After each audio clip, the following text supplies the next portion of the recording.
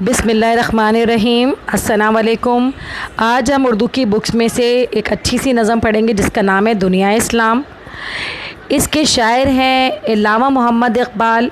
इल्लामा इकबाल की बहुत सी नज़में गज़लें आपने बचपन से पढ़ी होंगी। इनका पूरा नाम था शेख मोहम्मद इकबाल। सियालकोट में पैदा हुए थे। वालिद का नाम शेख नूर मोहम्मद था।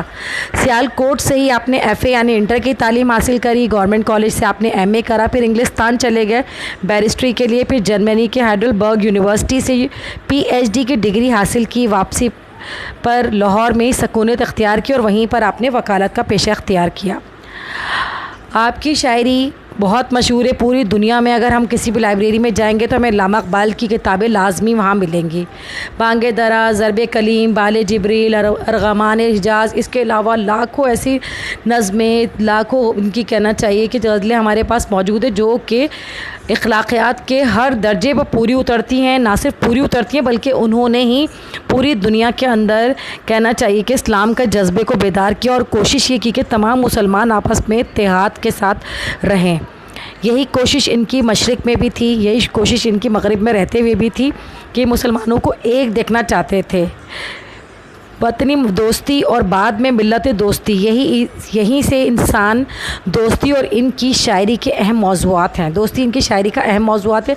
इकबाल ने मुसलमानों को मुसलमान बनने और ख़ुद को पहचान कर इश्क़ रसूल सल्लल्लाहु अलैहि वसल्लम और यकीन और अमल के रास्ते पर चलने का सबक दिया। नीज़ मुसलमानों के सियासी शऊर को भी बेदार किया। इसमें सबसे पहले मैं आपको कहूँगी कि इसके जितने भी अल्फाज मायने हैं लाजमी तौर पर अपनी किताब पे उतार लिया करें।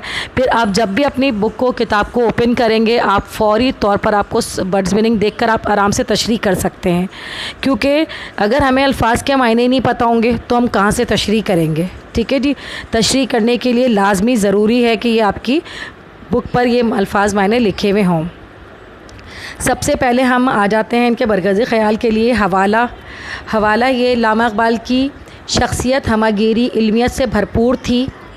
ये वही दानिश इल्म जिसने कौम में एक नया उजाला पैदा किया। इनकी नज़में गज़लों को देखें तो वाकई में इनमें एक रूह परवरी नज़र आती है। उन्होंने उर्दू शायरी को जो दौलत अता की इसे दौलत इकबाल कहा जाता है। इनकी शायरी ने बुलंदी की रफ़ाक़तों को छू लिया।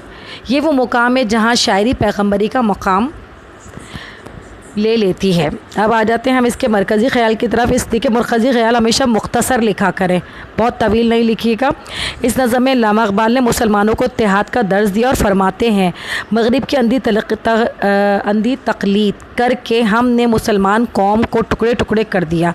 हर तरफ तागूती क़ुव्वतें मुसलमान का खून बहा रही हैं। हम फ़िरक़ा बंदी का शिकार हैं, इत्तेहाद का सबक भूल चुके हैं। अगर जल्दी हमने कुरान व सुन्नत पर दोबारा अमल करना शुरू नहीं किया और आपस में इत्तेहाद और नज़्म व ज़ब्त नहीं किया तो मुसलमान जल्द ही रास्ते की धूल बन जाएंगे। ये बिल्कुल सही बात है कि मुसलमानों के साथ ऐसा ही होगा। इसके पहले शेर की तरफ हम आ जाते हैं। इसके पहले शेर में शायर कहते हैं कि क्या सुनाता है मुझे तुर्क व अरब की दास्तान, मुझसे कुछ पिन्हा नहीं इस्लामियों का सोज़ो साज़। ये नज़म देखिए, सबसे पहले याद रखिएगा हर नज़म का जब भी कोई शेर आप लिखेंगे उस पर सबसे पहले हवाला नज़म और हवाला शायर लाजमी देना है। इसके बग़ैर आपको नंबर नहीं मिलेंगे। ठीक है जी। ये नज़म जो है इल्लामा इकबाल की, ये शेर इल्लामा इकबाल की नज़म दुनिया इस्लाम से लिया गया है। ठीक है जी, बस इतना लिखना काफ़ी है। हवाला शायर ये शेर इल्लामा इकबाल ने लिखा है और ये इल्लामा इकबाल की एक ख़ूबसूरत नज़म जो कि कुलियात इकबाल से माखूज़ है से लिया गया है। फिर तशरीह इस शेर में इल्लामा इकबाल कहते हैं मुझे मुसलमानों के माजी की दास्तानें ना सुनाओ। मैं जानता हूँ कि कुछ सदियों पहले अरबों ने चीन, स्पेन और अफ्रीका तक फतूहात करके इस्लाम के नाम को फैलाया और जिसमें यूरोप के कई ममालिक शामिल हैं। इल्लामा इकबाल कहते हैं ये सब मुझे क्यों बता रहे हो, मैं सब जानता हूँ। मुसलमानों का हर दर्द और ख़ुशी मुझसे पोशीदा नहीं।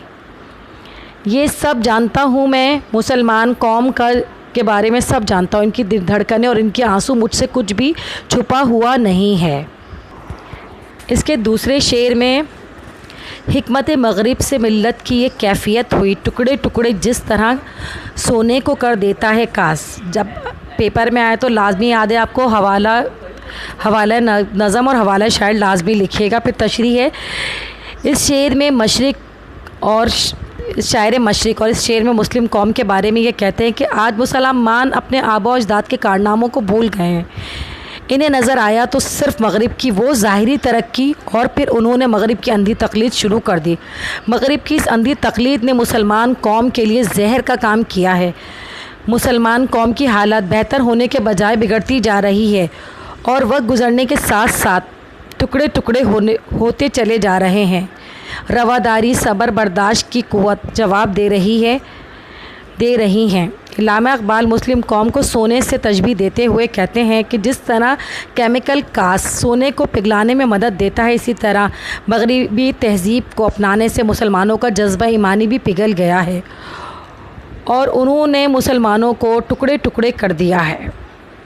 दूसरे शेर में कहते हैं हो गया मानिंद आबिर अर्ज़ा मुसलमानों का लहू, मुस्तरब हैं तो कि तेरा दिल नहीं दानाए रास। इसमें शेर में शायर कहते हैं कि मुसलमानों में तफ़रक़ा और नफाक डालने के लिए मगरिब ने अपनी सारी तवानाइयाँ सर्फ कर दी हैं।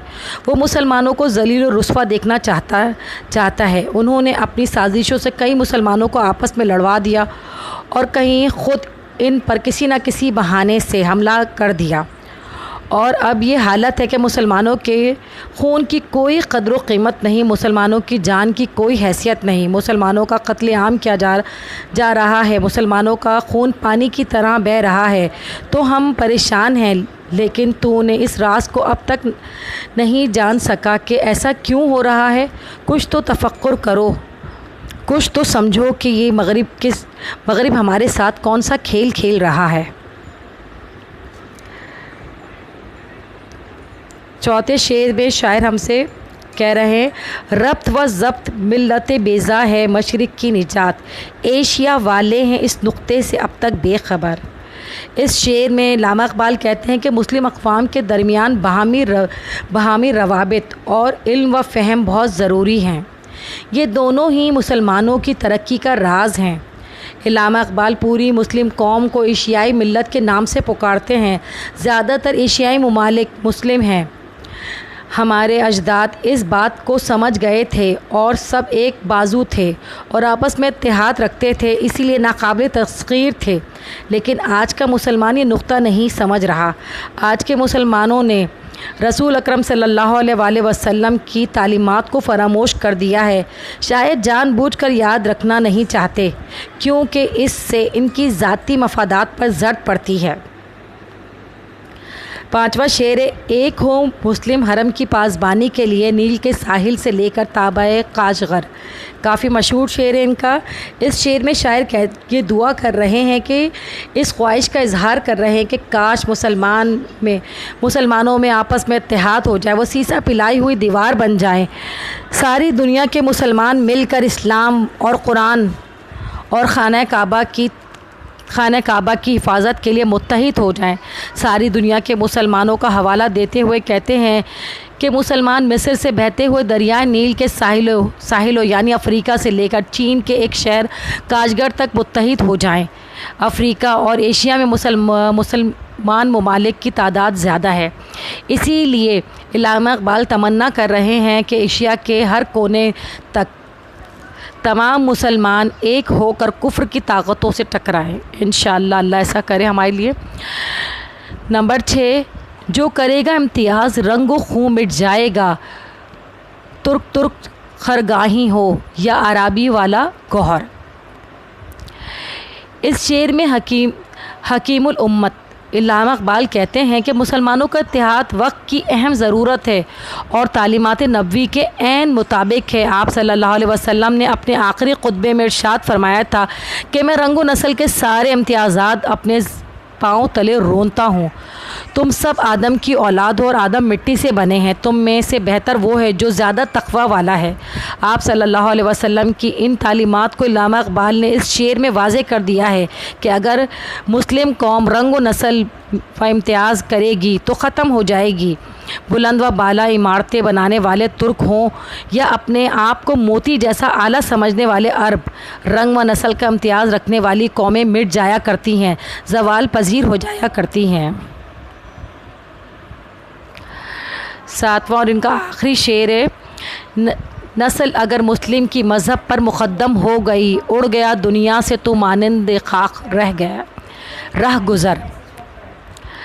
नज़म के इस आखिरी शेर में अल्लामा इक़बाल हर एक मुसलमान को मुखातिब करते हुए कहते हैं कि आज तेरी नज़र में तेरी कौम और तेरी नस्ल जिसे तू अफजल और बेहतर समझता है मज़हब इस्लाम से ज़्यादा अहम हो गई है, तो अपनी नस्ल को इस्लाम से मुक़द्दम समझता है तो तुझे क्या हो गया है? तू नबी करीम सल्लल्लाहु अलैहि वसल्लम की सारी तालीमात भुला दी।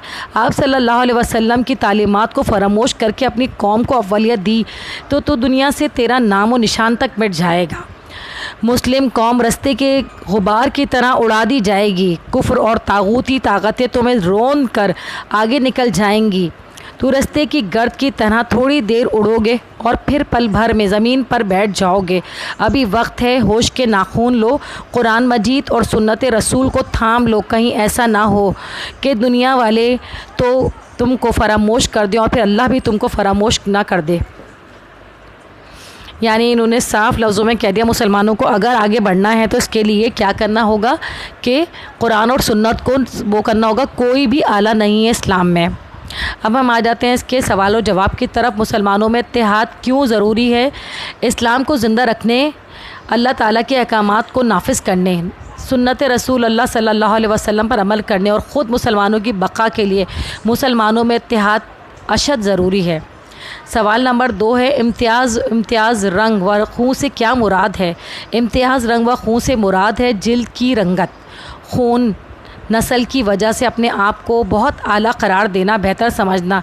इस्लाम में ऐसे रवैये और सोच की कोई भी गुंजाइश नहीं है। आप सल्लल्लाहु अलैहि वसल्लम ने फरमाया था कि ना आज से किसी अरबी को अजमी पर और ना किसी अजमी को अरबी पर कोई फ़ौक़ियत हासिल नहीं है। अल्लामा मोहम्मद इक़बाल के इन अशार में मुस्लिम मिल्लत के लिए क्या पैगाम है? अल्लामा इक़बाल इस अशार में मुसलमानों के लिए ये पैगाम है कि मगरिब की अंधी तक़लीद ना करो, मगरिब की साजिश को समझो। वो तुम्हारे इत्तेहाद को पारा पारा करना चाहते हैं। अल्लाह की किताब कुरान मजीद और सुन्नत को समझो, इस पर अमल करो, आपस में इत्तेहाद कायम करो, एक दूसरे के रंगो नस्ल के इम्तियाज़ ख़त्म करो। अगर तुम ऐसा ना करोगे तो एक दिन मिट जाओगे। बेशक ऐसा ही होगा।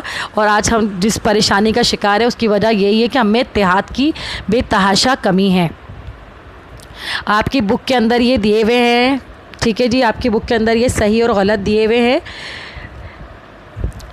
देखिए सबसे पहले है मिली इत्तेहाद के लिए तासुब नुकसानदेह है, सही। कौमी तरक्की के लिए इत्तेहाद की कोई ज़रूरत नहीं, गलत।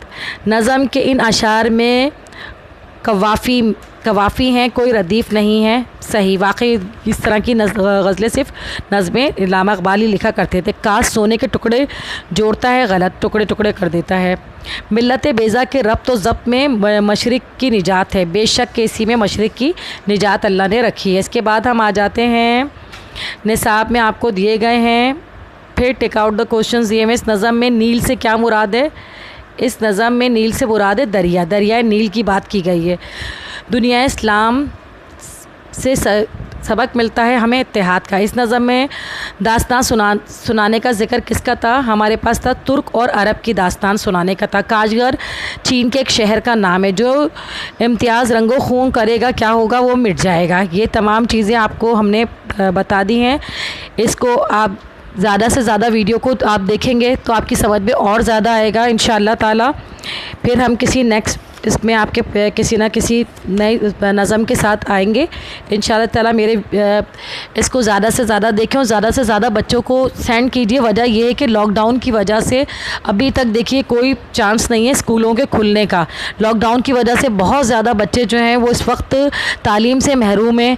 कम अज़ कम हम ऐसी वीडियोज़ के ज़रिए ही उन तक तालीम को पहुँचा दें। इसको आप सब्सक्राइब कीजिए और ज़्यादा से ज़्यादा लोगों को शेयर कीजिए ताकि वो अपनी तालीम को कंटिन्यू रख सकें इंशाअल्लाह ताला।